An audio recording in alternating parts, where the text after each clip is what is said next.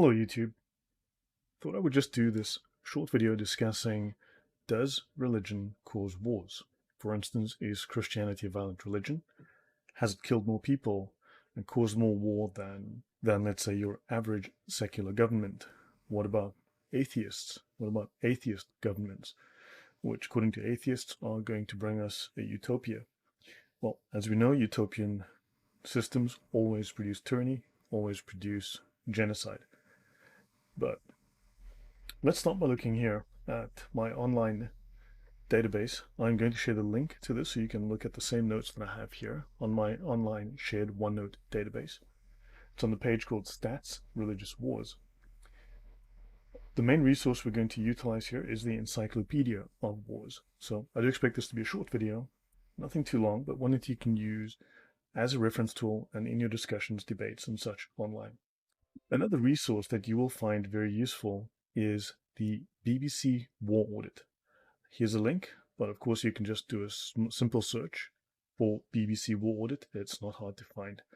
Now, in the Encyclopedia of Wars, which is a multi-volume encyclopedia written by Charles Phillips and Alan Axelrod, they discuss the history of recorded warfare. This is 10,000 years of recorded warfare from 8000 BC to 2000 AD.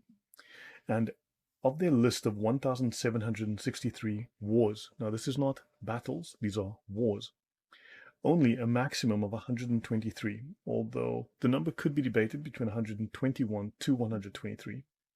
Only that number out of those 1,763 wars have been classified to involve a religious cause or some kind of religious motive or some kind of religious involvement, right?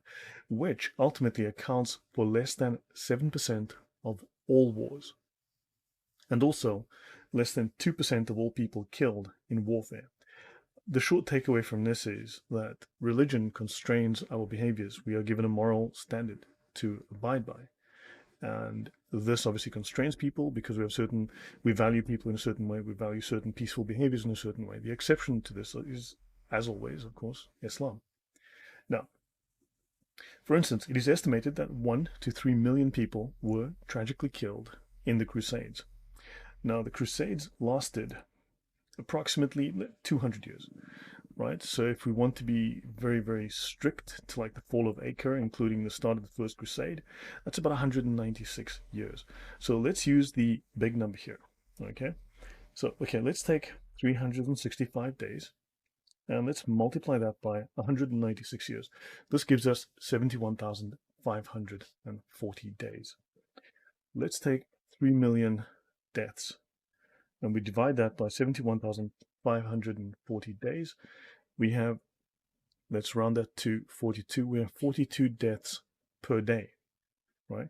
Let's take 1 million and we'll divide that by 71,540. And that is 14 deaths per day. So the Crusades produced over a 200-year period between 14 and 42 deaths per day. Perhaps 3,000. Now, the latest numbers on the Inquisition are as low as 800, and it seems like the new figures hover somewhere around 2,000. I'd have to check that again, but the numbers for the Inquisition certainly do not meet crazy numbers like 50 million. There weren't that many people in Europe alive at the time. Now let's look at World War I. Let's take your simple atrocity like World War I. 35 million soldiers and civilians killed in this senseless and secular, not a religious war, secular 4-year slaughter, right? So let's have a look. Let me bring up my calculator again. We have 4 years, so let's take 365. We multiply that by 4. This gives us 1,460 days. Let's take 35 million and we divide that by 1,460 days. And World War I, this secular, non-religious war, killed 23,972 people per day. That's 24,000 people a day killed in a secular war in World War I. Let's have a look at this on a graph. World War I versus the supposed Christian atrocities. Let's see, this is World War I. This is the Inquisition, doesn't even appear, and that's the Crusades. Remember, this is a 200-year period. This is a 4-year period. Right, now, this is the Encyclopedia of Wars, right? It's a multi-volume encyclopedia. And let's look at the claim that religion causes war. So they studied 1,763 wars by cause from 8000 BC to 2000 AD. Well, this column is government wars. Wars caused by governments. If you want to know what kills people, well, governments kill people. If you want to know what kind of government kill people, well, it would be communist governments. Also, oddly enough, if we go back in history, that would be Islamic governments, but communist governments kill people very well. These atheist, utopian, communist governments kill people. Governments are very good at causing genocides of their own people. Chinese government has a lot to answer for there, for instance.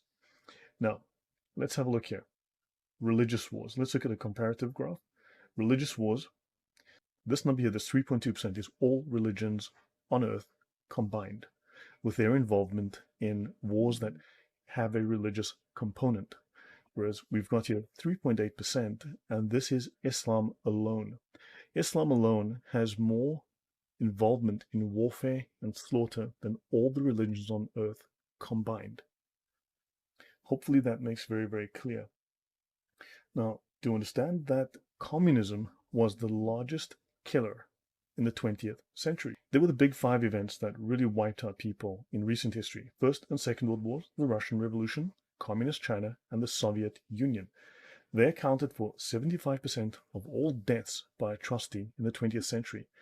Do note that the Encyclopedia of Wars does not include genocides like the Rwandan genocide, because it wasn't a formally declared war.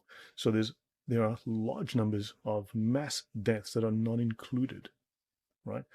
Do understand the Rwandan genocide, for instance, was not a war between Catholics and Protestants. It was not a religious war. It was a tribal, ethnic conflict. So none of these are religious wars. These were caused by regimes that really were warlike. And that was the outcome. Or, as you know, the communists, fantastic killers of people. Communism is fantastic for mass genocide and slaughter. So in the 20th century, communism was responsible for the deaths of at least, 110 to 120 million people, right? So 110 to 120 million. Actually, let's bring up our calculator again. Let's have a quick look at that. So 20th century. So let's go up to, 1980. So 80 years. So let's take 1914 to 1980. So let's look at 66 years, right? So let's take 365, multiply that by 66 years. What do we have? 24,090 days. Let's take 120 million.